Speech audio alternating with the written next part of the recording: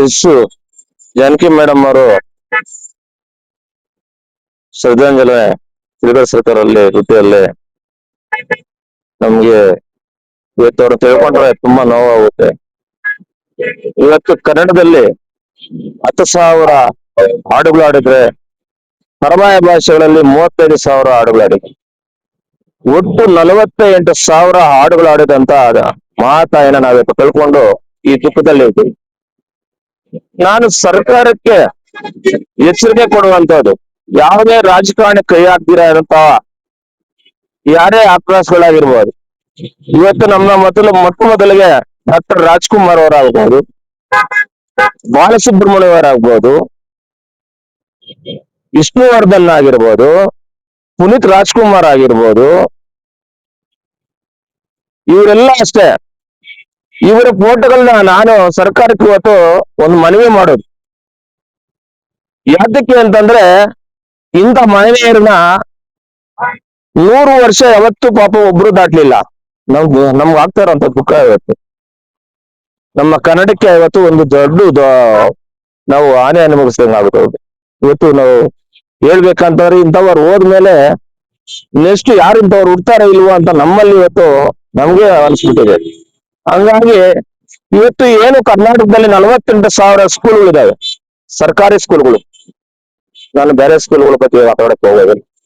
ಆದ್ರೆ ಎಲ್ಲಾ ಸ್ಕೂಲ್ಗಳಲ್ಲಿ ಇವ್ರ ಮಾತುಗಳು, ಇವರ ಹಾಡುಗಳು, ಇವ್ರ ಕಥೆಗಳು, ಬಾಲಸುಬ್ರಹ್ಮಣ್ಯ ಆಗಿರ್ಬೋದು, ನಮ್ಮ SC ಜಾನಕಿ ಮೇಡಮ್ ಅವರಾಗಿರ್ಬೋದು, ಡಾಕ್ಟರ್ ರಾಜ್ಕುಮಾರ್ ಆಗಿರ್ಬೋದು, ಪುನೀತ್ ರಾಜ್ಕುಮಾರ್ ಆಗಿರ್ಬೋದು, ನಮ್ಮ ವಿಷ್ಣುವರ್ಧನ್ ಆಗಿರ್ಬೋದು, ಇವ್ರನ್ನ ತಿಳ್ಕೊಂಡಾಗ ಇವರ ಫೋಟೋಗಳ ಕನಿಷ್ಠ ಪಕ್ಷ ನೀವು ಸರ್ಕಾರಿ ಸ್ಕೂಲ್ಗಳಲ್ಲಿ ಮಕ್ಕಳಿಗೆ ತಿಳುವಳಿಕೆ ಆಗ್ಲಿ ಅಂತೇಳಿ ಮಕ್ಕಳಿಗೋಸ್ಕರವಾಗಿ ನೀವು ಅವರಿಗೆ ಒಂದು ಘೋಷಣೆ ಮಾಡ್ಬೇಕು.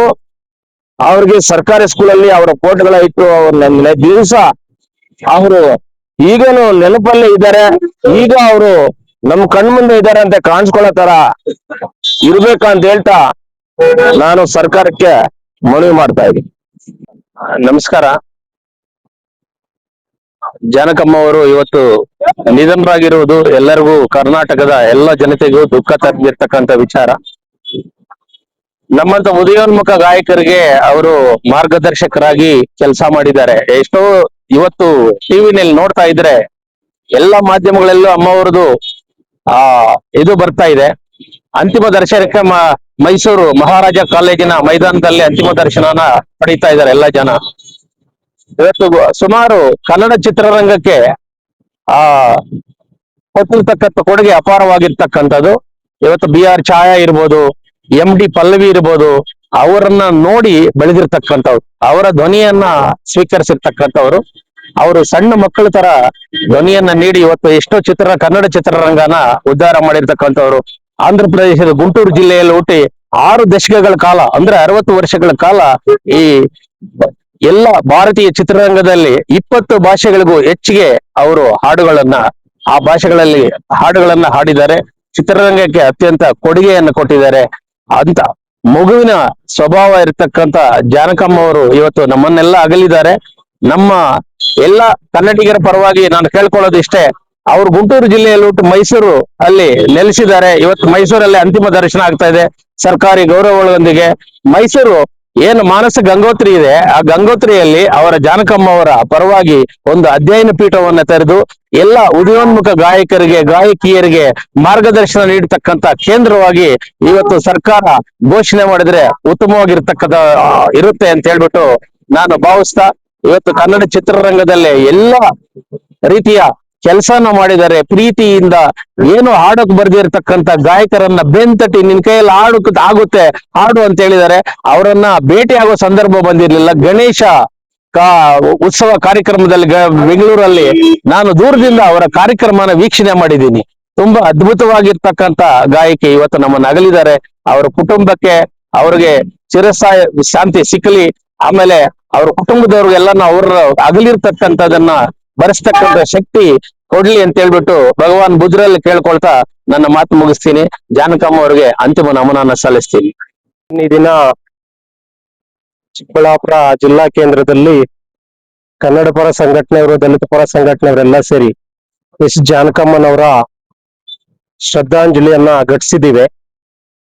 ಎಲ್ಲೋ ಆಂಧ್ರ ಪ್ರದೇಶದ ಗುಂಟೂರು ಜಿಲ್ಲೆಯ ಚೀರಾಲದಲ್ಲಿ 1938 ಏಪ್ರಿಲ್ 23ನೇ ತಾರೀಕು ಜನಿಸಿದಂತಹ ಮಹಾತಾಯಿ ಭಾರತ ದೇಶದಲ್ಲಿ ಒಬ್ಬ ಹೆಣ್ಣು ಮಗಳು ಏನೆಲ್ಲ ಸಾಧನೆ ಮಾಡಬಹುದು ಅನ್ನೋದನ್ನ ನೋಡಿಸ್ಕೊಟ್ಟಂತ ಮೊಟ್ಟ ಮೊದಲ ಮಹಿಳೆ ಅಂತ ಹೇಳೋದಕ್ಕೆ ನಾನು ಇಷ್ಟಪಡ್ತೇನೆ. ಹಿನ್ನೆಲೆ ಗಾಯಕರಾಗಿ ಭಾರತ ದೇಶದಲ್ಲಿ ಎಲ್ಲಾ ಭಾಷೆಗಳಲ್ಲಿ 85,000ಕ್ಕೂ ಹೆಚ್ಚು ಹಾಡುಗಳನ್ನು ಹಾಡಿರ್ತಕ್ಕಂಥ ಇವರು 25 ಬಾರಿಗೂ ಹೆಚ್ಚಿನ ರೀತಿಯಲ್ಲಿ ರಾಜ್ಯ ಪ್ರಶಸ್ತಿಗೆ ಕಾರಣರಾಗಿದ್ದಾರೆ. ಅನೇಕ ಭಾಷೆಗಳಲ್ಲಿ ಅನೇಕ ಪದವಿಗಳನ್ನು ಪಡೆದಿದ್ದಾರೆ.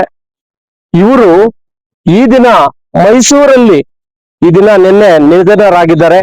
ಮೈಸೂರಿನಲ್ಲಿ ಈ ದಿನ ಸರ್ಕಾರದ ಸಕಲ ಗೌರವಗಳೊಂದಿಗೆ ಅವರಿಗೆ ಅಂತಿಮ ನಮನ ಸಲ್ಲಿತಾ ಇದೆ. ನಾವೂ ಸಹ ಅವರಿಗೆ ಅಂತಿಮ ನಮನ ಸಲ್ಲಿಸ್ತಾ ಇದ್ದೇವೆ. ಭಾರತ ದೇಶ ಮತ್ತು ಕರ್ನಾಟಕ ರಾಜ್ಯ ಇವರನ್ನು ಗುರುತಿಸಬೇಕು. ಭಾರತ ದೇಶದ ಅತ್ಯುನ್ನತ ಪುರಸ್ಕಾರಕ್ಕೆ ಇವರು ಸಂಪೂರ್ಣವಾಗಿ ಅರ್ಹರಿದ್ದಾರೆ.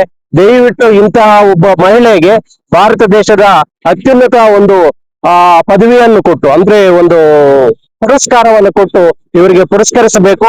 ಮತ್ತು ಕರ್ನಾಟಕ ರಾಜ್ಯದಲ್ಲಿ ಏನು ನಮ್ಮ ಗಾನ ಅಶ್ವಥ್ ಅವರು ಹೇಳ್ದಂಗೆ ಮೈಸೂರು ಜಿಲ್ಲೆಯಲ್ಲ, ಮೈಸೂರು ನಗರದಲ್ಲಾಗಿರ್ಬೋದು, ಇಲ್ಲ ಬೆಂಗಳೂರಲ್ಲಾಗಿರ್ಬೋದು, ಅವರ ಅಧ್ಯಯನ ಪೀಠವನ್ನ ನಡೆಸಿ ಇಡೀ ಮಕ್ಕಳಿಗೆ, ಈ ಮುಂಬರುವ ಪೀಳಿಗೆಗೆ ಅವರ ಹೆಸರು ಚಿರಸ್ಥಾಯಿಯಾಗಿ ಇರೋ ತರ ಮಾಡ್ಬೇಕು ಅಂತ ಹೇಳ್ಬಿಟ್ಟು ಈ ಮೂಲಕ ಸರ್ಕಾರಕ್ಕೆ ಒತ್ತಾಯ ಮಾಡ್ತಾ ನಮ್ಮ ಜಾನಕಮ್ಮನವರಿಗೆ ಹೃದಯ ಸ್ಫೂರ್ತಿಯಾಗಿ ಅವರಿಗೆ ನಮನಗಳನ್ನು ಸಲ್ಲಿಸ್ತಾ ಇದೆ. ಅವರ ಕುಟುಂಬಕ್ಕೆ ಮತ್ತು ಭಾರತ ದೇಶಕ್ಕೆ ಇದು ತುಂಬಲಾರದ ನಷ್ಟ ಆಗಿರ್ಬೋದು. ಆದ್ರೆ ಇಂತಹ ಮಹಿಳೆಯರು ಮತ್ತೊಮ್ಮೆ ಹುಟ್ಟು ಬರ್ಲಿ ಅಂತ ಹೇಳ್ತಾ ನನ್ನ ಮಾತಿಗೆ ವಿರಾಮ ಹೇಳ್ತಾ ಇದ್ದೇನೆ. ಜೈ ಭೀಮ್, ಜೈ ಭಾರತ್.